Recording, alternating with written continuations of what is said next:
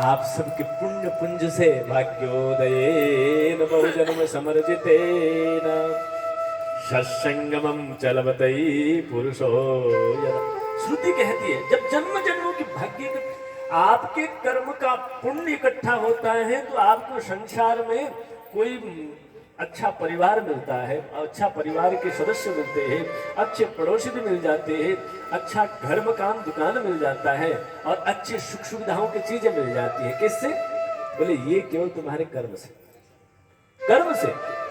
लेकिन जब भगवत कर्म में भगवान की अनुकंपा मिश्रित होकर जब तुम्हारा भाग्य का निर्माण होता है तब जाकर के हमें सत्संग में सब कुछ छोड़कर सत्संग के बोल सुनने की इच्छा जगती है या सुनने का अवसर भी मिलता है।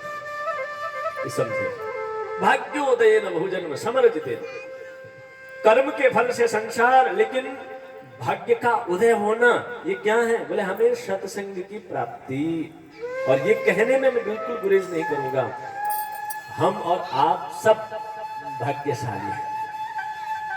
हम आप सब भाग्यशाली हैं। क्यों? क्योंकि हमें भगवान की कथा, ये कथा देवताओं को भी सुलभ नहीं है। अब देखोगे देवता तो अमृत का घड़ा लेकर वहां आ जाते हैं। देवताओं ने कहा कि हमें सुना दीजिए सुखदेव जी, हम आगे बैठकर सुनना चाहते हैं। देवताओं ने उनको रिजेक्ट कर दिया। बोले तुम्हारे अमृत का घड़ा तो ये कांच है। बोले भगवान की कथा तो बड़ी है।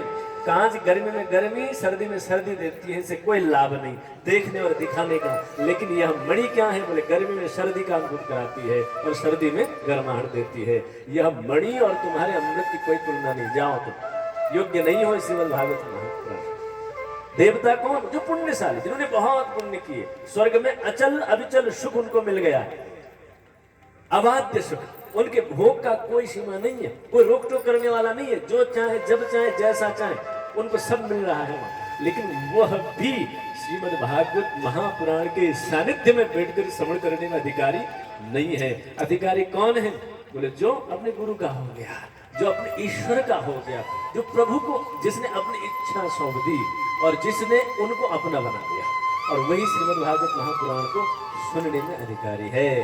इसीलिए आपको देखकर आज भगवान बड़े प्रसन्न है। यही प्रसन्नता का प्रमाण क्या है?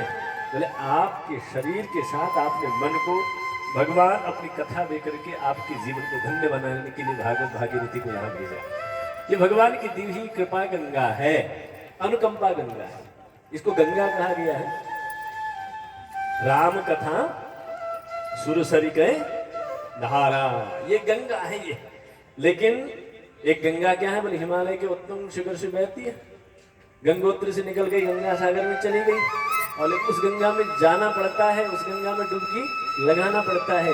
लेकिन इस गंगा में क्या? बोले चाहने मात्र से भगवान को अपना जिसने बना लिया, उसके कानों के रूप में प्रवेश करने के लिए जहां वो बैठा होता है वहीं पर ये गंगा प्रकट हो जाती है। प्रकट कैसे होती है? बोले उसकी जिज्ञासा से, इच्छा से। इसीलिए नारद जी ने कहा है भगवान की कृपा को प्राप्त करने का मूल्य क्या है? बोले लालसा। कौन सी लालसा? बोले मैं भगवान का हूं और भगवान मेरे बन जाए, ये लालसा। यही लालसा भगवान की भक्ति प्राप्त करने का भी है। इसके उलट जितनी भी लालसाएं हैं, जितनी भी इच्छाएं हैं, ये जीव को संसार में डुबाने वाली हैं। ये जीव को संसार में दुख देने वाली। दुख कितना भी बड़ा व्यक्ति क्यों न हो जाए, कि चक्रपुर के